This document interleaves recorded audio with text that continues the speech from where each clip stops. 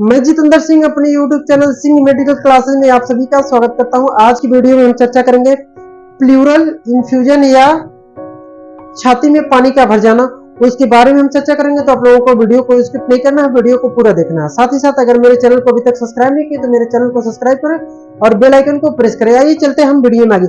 हम सबसे पहले बात करेंगे प्लूरल इन्फ्यूजन क्या होता है, या हाइड्रोथोरैक्स या छाती में पानी का भर जाना। यह एक बीमारी का लक्षण है, कोई बीमारी नहीं है लेकिन एक बीमारी का लक्षण है। प्लूरल इन्फ्यूजन क्या है, अब सबसे पहले जानेंगे प्लूरल इन्फ्यूजन क्या है। जैसा कि हमें पता होना चाहिए, सबको पता होना चाहिए, लंग्स का काम क्या होता है। जैसे हम सांस लेते हो तो उसको हमें सांस लेने में मदद करता है, हम उसी के द्वारा सांस लेते हैं, लंग्स के द्वारा। एक इसका रिस्पिरेटरी सिस्टम होता है, श्वसन तंत्र होता है, उसमें सारे डिटेल पढ़ा जा सकता है। पूछेंगे प्लूरल इन्फ्यूजन क्या होता है। प्लूरल इन्फ्यूजन मतलब छाती में पानी का भर जाना। छाती में पानी कहाँ भरता है, फेफड़े में नहीं भरता है पानी, या लंग्स में नहीं पानी भरता है।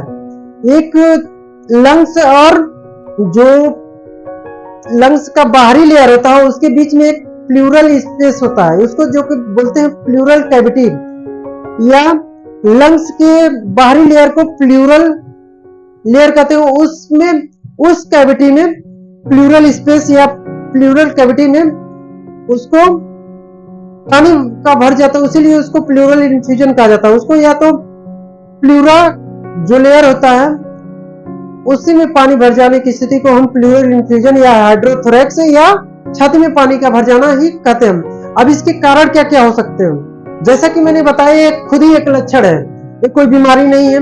इसके कारण देखिए, इसके कारण कई प्रकार के हो सकते हैं। तो जैसा कि हाइड्रोथोरैक्स होगा, जो कि प्लूरल इन्फ्यूजन होता है, काफी दिनों से खांसी हो रही हो, कोई जुकाम हो रखा हो या बुखार आ रखा हो, कई कारणों से प्लूरल इन्फ्यूजन हो सकता है। लेकिन उसी में कभी कभी होता है कि हेमोथोरैक्स। हेमोथोरैक्स का मतलब होता है छाती में ब्लड का जमा होना या ब्लड भर जाना, उसको बोलते हैं हेमोथोरैक्स। वो अधिकतर करके चोट की वजह से ही हेमोथोरैक्स होता है, ना कि प्लूरल इन्फ्यूजन जो प्लूरा होता है उसी में नहीं भरता है हेमोथोरैक्स। लेकिन लंग्स के अंदर जो ब्रोंकाई होते हैं या उसमें चोट लगने की वजह से उसमें जगह जगह ब्लड के थक्के बन जाते हैं, उसको ही हेमोथोरैक्स के नाम से जाना जाता है। अब हम बात करते हैं निमोथोरैक्स। निमोथोरैक्स में भी यही होता है कि प्लूरा में हवा भर जाता है, तब हमें सांस लेने में कठिनाई होती है, उसी को हम निमोथोरैक्स के नाम से जानते हैं। जैसा कि मैंने बताया, प्लूरल इन्फ्यूजन काफी दिनों से, लंबे समय से आपको वायरल इन्फेक्शन हो रहा है, या खांसी हो रही है या जुकाम हो रहा है, उसकी वजह से लंबे समय से आपको प्रॉब्लम चल रही है, सांस का या सीओपीडी हो रखा है, या किसी को लंग्स डिजीज है, तो उस स्थिति में उनको इन्फ्यूजन या छाती में पानी भर सकता है। तो हम बात करें तो इसके लक्षण के, इसके लक्षण में आपको खांसी आएगा, आपको सांस लेने में कठिनाई होगी, आपको सीने में दर्द भी हो सकता है। तो इसका इलाज क्या है, जैसा कि मैंने बताया खुद एक लक्षण है, बीमारी नहीं है। अब इसका इलाज क्या है, डॉक्टर इसके लक्षण का इलाज करते हैं, ना कि इसका परमानेंट कोई डिजीज नहीं है। इसके लक्षण का पहले तो जिसके छाती में पानी भर जाता है, जिसके प्लूरा में ज्यादा पानी भर जाता है या तरल पदार्थ भर जाता है, तो उसको निकाला जाता है। निकालने के बाद भी इसको कुछ दवाइयों से इसका ट्रीटमेंट किया जाता है और उस पानी को जांच में भेजा जाता है, कहीं कोई बीमारी तो नहीं बन रही है। जैसा कि खास करके लंग्स टीबी या लंग्स ट्यूबरकुलोसिस भी हो सकता है इसमें प्लूरल इन्फ्यूजन की वजह से, इसलिए डॉक्टर इसके लक्षणों को ट्रीट करते हैं। जैसा कि किसी को खांसी आ रही है तो उसको लक्षण करेंगे, अगर ज्यादा है तो उसमें पानी निकाला जाता है।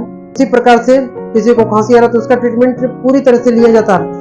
खांसी लगभग आपको कई दिनों से आ रही है, लंबे समय से आ रही है, तो अपने नजदीकी के डॉक्टर से कंसल्ट करें ताकि आपको समय रहते ही प्लूरल इन्फ्यूजन से बचाया जा सके। हाँ, और आपको खास करके ध्यान देना होगा, जिनको बार बार लंग्स की प्रॉब्लम होती है या जिनको कहा जाए निमोथोरैक्स या हाइड्रोथोरैक्स बार बार होता है, तो इन लोगों को हमेशा एक चेस्ट फिजिशियन के कंसल्ट में हमेशा बना रहना चाहिए, क्योंकि मौसम थोड़ा सा भी चेंज होने की वजह से उनको ये प्रॉब्लम हो सकता है कि सांस लेने में कठिनाई, खांसी, जुकाम इत्यादि उनको प्रॉब्लम हो सकती है, जिसकी वजह से उनको बुखार भी हो सकता है। तो बस आज की वीडियो में बस इतना ही, मिलते हैं किसी और वीडियो में किसी और टॉपिक पर, तब तक के लिए धन्यवाद। आप स्वस्थ रहें, मस्त रहें, अपने डॉक्टर के कंसल्ट में बने रहें।